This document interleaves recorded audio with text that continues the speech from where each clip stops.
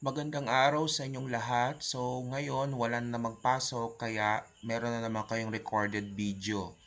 So, ang ating pag-aaralan ngayon sa English 5 ay series of adjectives.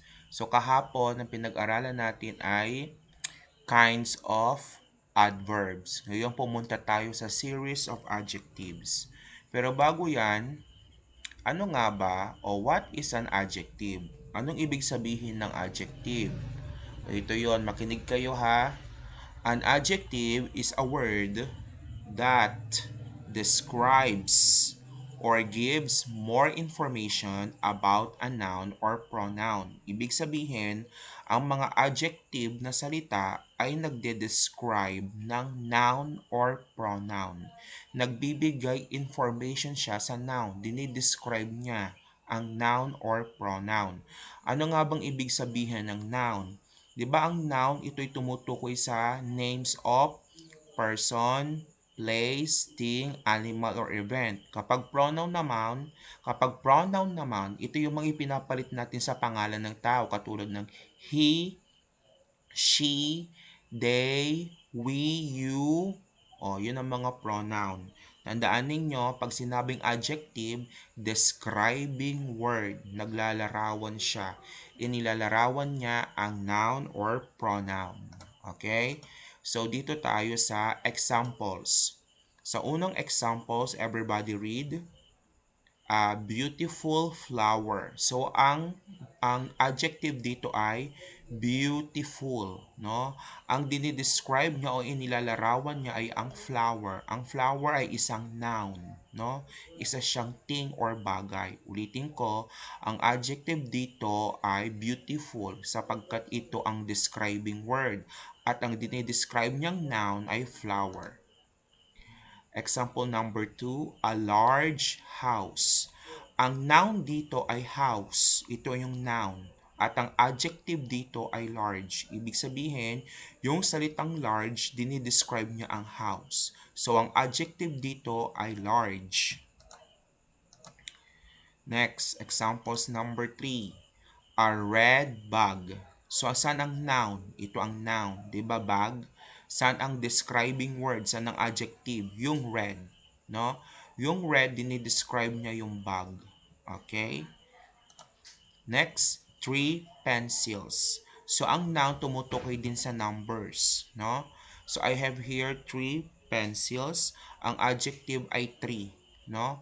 At ang dinidescribe niyang noun ay pencils.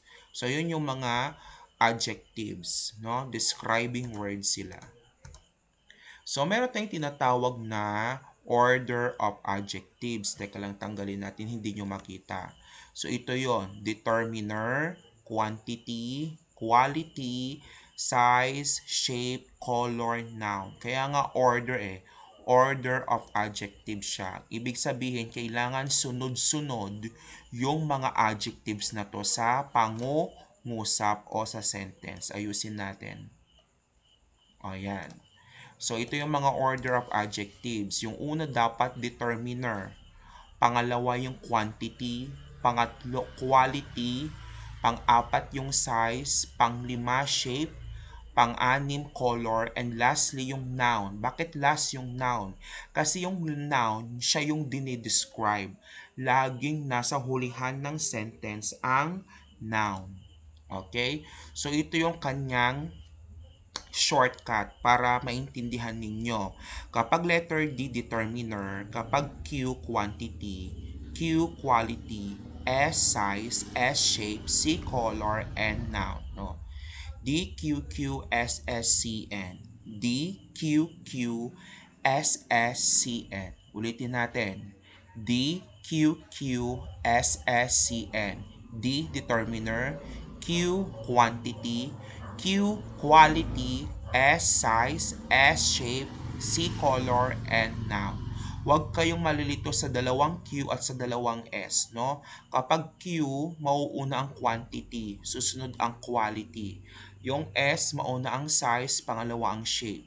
D, Q, Q, S, S, C, N. Okay? So, ito yung mga examples ng mga adjective. Kapag determiner, ito yung mga examples niya. A, an, the, my, your, this, that. Kapag quantity, tumutukoy sa numbers, no? How many or how much, katulad ng one, two, many, several, few. Kapag quality, kind naman, no? Kalidad, quality, katulad ng beautiful, clever, delicious, old. Kapag size, is it big or small? Katulad ng big, small, large, tiny, tall. Kapag shape naman, alam nyo na yan, katulad ng round, square, oval, rectangular. Kapag color, napakadali, katulad ng red, blue, green, yellow. Marami pang ibang colors ha. Kapag noun, ito yung dinidescribe, can be person, place, or thing. Katulad ng ball, dress, box, flower. Okay? So, yan yung mga halimbawa ng determiner, quantity, quality, size, shape, color, and noun. Kapag determiner, laging nasa unahan ng sentence yan, no? Yung a, an, the, my, your, this, that. Marami pang example niyan, hindi ko lang sinama. Yung quantity tsaka quality, wag kayong malito. Kapag quantity, how many or how much? No. One, two, many, several, few. Kapag quality, kind. Okay, tingnan ninyo mabuti.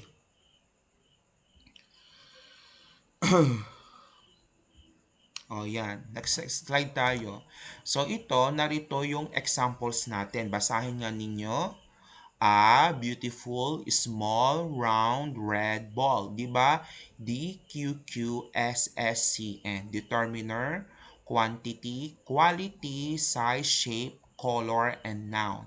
So, yung dito natin malalaman yung order of adjectives.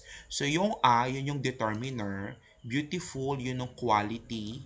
Small, yun yung size. So, yung round, yun yung shape. Yung red, yun yung color, at yung ball, yun yung noun. Kung mapapansin nyo, 1, 2, 3, 4, 5, 6. Anim lang. Minsan hindi nakokompleto ang order of adjectives sa pangungusap. Pero kailangan pa rin sunod-sunod yung adjectives, no? Tandaan niyo yung A, determiner, beautiful quality, small size, round shape, red color, ball, noun. Another example, three delicious large round cakes. Yung three, quantity yan. Number kasi yan. Delicious quality. Large ang size. Round ang shape. Cakes ang noun. Kasi yung cake yun yung dinidescribe.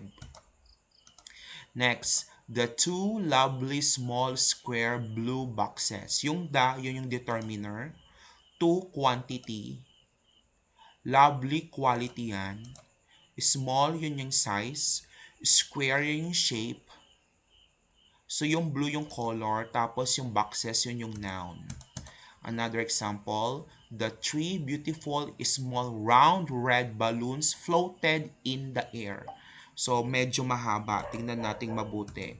Yung the determiner, yung three quantity, beautiful quality siya, small size yan, or yung round, isa siyang shape, yung red color, tapos yung balloons noun, no?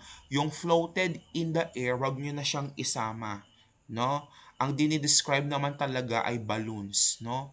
Minsan sumosobra yung sentence, hindi na siya kasama sa order of adjectives. Yung floated in the air, wala na siyang kinalaman sa order of adjectives. Basta tignan niyo yung determiner, quantity, quality, size, shape, color, and noun.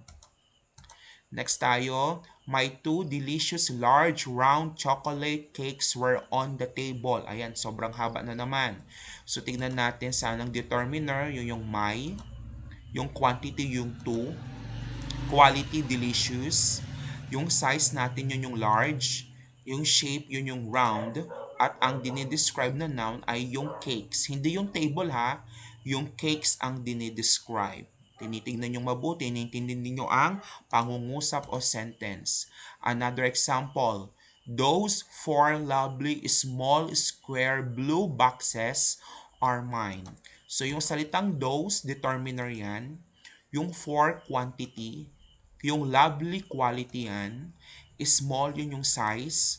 Square shape, yung blue color. Tapos yung boxes, yun yung dinidescribe na noun. Okay, another example. Ang dami ng example. Those four lovely, oh, naulit lang siya. Yan, naulit lang yung example.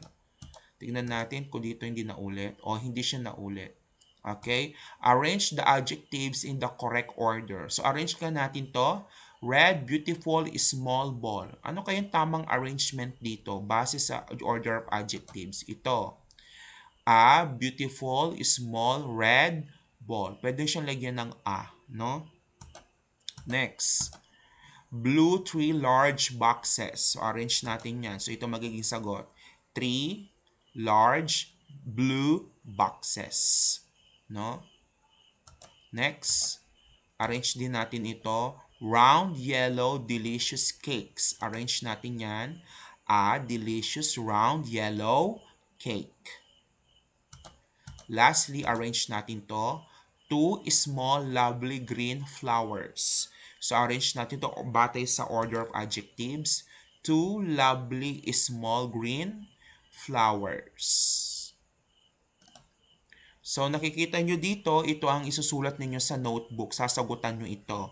Arrange the words in the correct order to form a meaningful noun phrase. Ibig sabihin, hindi nakaayos yung mga yan. No? Aayusin nyo yan based doon sa order of adjective. No? DQQSSCN. No? Determiner,